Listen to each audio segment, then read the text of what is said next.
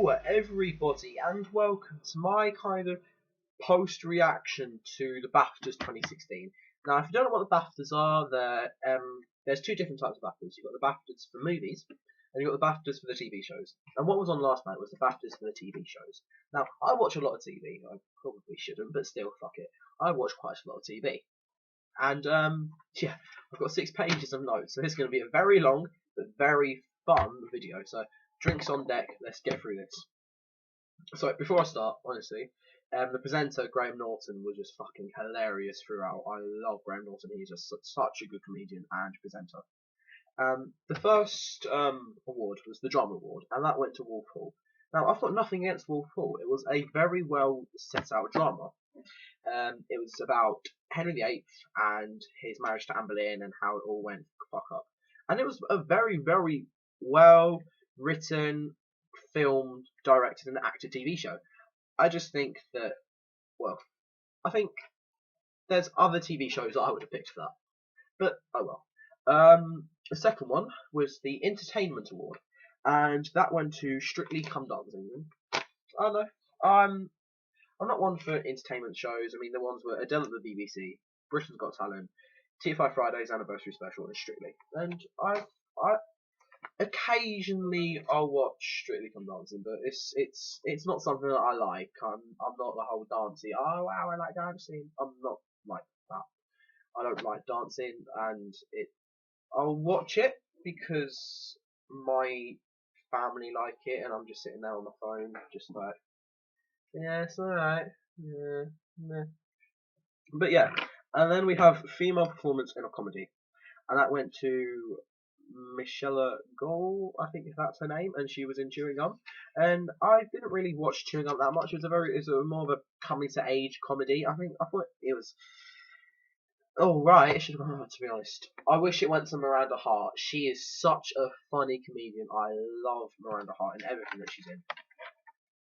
So yeah, the fourth award on the night was the International Award, and the different, like, this is ones that are in that are, I don't know, American or on Netflix, and the 4 nominees were The Good Wife, which is an American TV show about, I think she's a politician or lawyer, I don't know. Spiral, which was a foreign thing that I didn't even know existed. Narcos, which is a Netflix original series, and it's kind of like Breaking Bad. It's about this big Mexican drug dealer guy. And Transparent, which is about a transgender man who transgenders into a woman and is meant to be some sort of comedy thing. Transparent was the one that won, and I'm not gonna lie, I've never seen it, so I can't judge it. But Narcos was really, really good. That's what I'm saying. So then, now we have the male performance in a comedy. And the 4 nominees were Peter Kay for Peter Kay's Car Share, Hugh Bonneville in W1A, which is about the BBC itself, Toby Jones in The Perfectionists, I've never really seen that, and Yvonne Prince in The Yvonne Prince Show. And the winner was Peter Kay's Car Share. Very, very, very well done, BAFTA. Peter Kay is hilarious. Peter Kay's Car Show was amazing. It's just 2 people in a car who thought there could be so much comedy in these 2 people in the car having conversations, and it's just, those conversations are just hilarious, and I'm so happy that Peter Kay won. Then we go to Single Drama Award, and this is more like those one-off specials where you just see, not one-off specials, just one-off TV episodes that happen to be really, really good. And there was The Go-Between, which was a television remake of a really old book. The C Word, which had Sheridan Smith and it was about cancer. Cyberbully, which had Maisie Williams from Game of Thrones, about cyberbully. And Don't Take My Baby, which I didn't really understand it. I didn't know what it meant. I didn't know what it was. And considering it won the BAFTA, I was just like, oh, it must have been good. I never got around to seeing it, but it must have been good. But Cyberbully, I think, should have won. That was a very coming to age and very relevant to us right now because we're all on social media. Anyone watching this now is on some form of social media, YouTube be it, Facebook be it, and it's just, I think that should have won. That's just my opinion. I'm not BAFTA. Then we went to the Fellowship Award, and this is how BAFTA say know what you did, even though you're retired or something. We know what you did, and we appreciate that. And that went to Gorton and Simpson, who are two writers. They're now retired now, and they met in a tuberculosis building. And they're very comedic writers. They were very well deserving of this award, and to be notified by BAFTA was very good. This award. The Radio Times Viewer Award. Now, this is where the Radio Times, who is a magazine who do like TV guide stuff, and they always ask their viewers every year to here's a list of movies. I mean, not movies, although they do it for movies. Here's a list of TV shows. We want you to say which one you like. And the nominees were, it's going to be a big list, okay. Peter Kay's Kasha, Humans, Making a Murder, Poldark, Dr. Foster, and The Great British Bake Off. Now, Peter Kay I've already talked about. Humans is about these robot people things who are used as, like, I don't want to say slaves, but they're employed by humans to basically do stuff that they want to do. Making a Murder was yet another Netflix original series about someone who was convicted of a crime who may or may not have done it, and it's made like a documentary of all found footage. Then we've got Poldark, which is a remake, which is a television remake of some old books again. BBC seem to like doing that. Dr. Foster, my god, you haven't lived if you haven't seen Dr. Foster. It's basically Saran Jones is playing the doctor. She's called Dr. Foster. She's Dr. Foster in the title role, and she suspects her husband of having an affair. It's basically a series of how she deals with that psychologically and everything, and it's just really good. And the Great British Bake Off. Great British Bake Off. Need I say more? And the winner was Poldark, and Dr. Foster should have won. Just saying, Dr. Foster was a much better TV show. Period. Done. Okay. Now we move on. Okay, just random. Now we move on to the Supporting Actor Award. And the four nominees were Ian McKellen. If you don't know him, he plays the older version of Magneto in the main X-Men movies. I'm going to pronounce his name wrong. Cyril Nibby in Cucumber. Tom Courtenay in Unforgotten, and Anton Lesser in Wolfhall. I probably said those names wrong, but fuck it. And the winner to that was Tom Courtenay in Unforgotten. And I really haven't seen any of these TV shows that any of these supporting actors were from. The only one I know is Ian McKellen. So yeah, just if you must have done good. I didn't see it. Now this topic really needs a new name. It's the Reality and Constructive Factual, and it's basically like reality TV shows and everything. And the four nominees were The Secret Life of 4, 5, and 6-year-olds, First Dates, I'm a Celebrity, Get Me Out of Here, and Gogglebox. And the winner for that was First Dates. And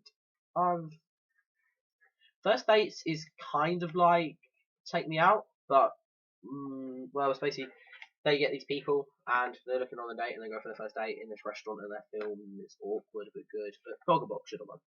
That's my own views, Gogglebox.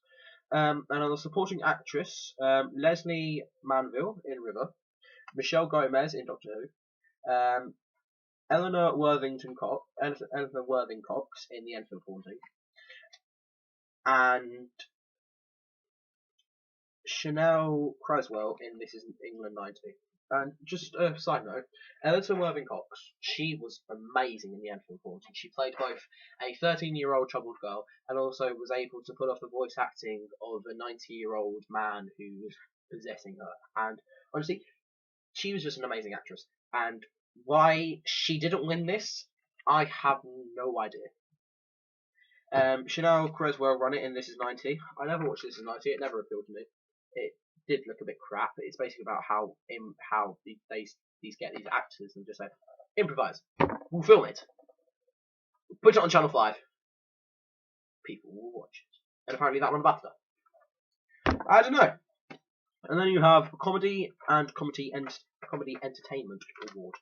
And the four nominees were Charlie Brooker's Election Whip, Would I Lie to You, Have I Got News for You, and QI.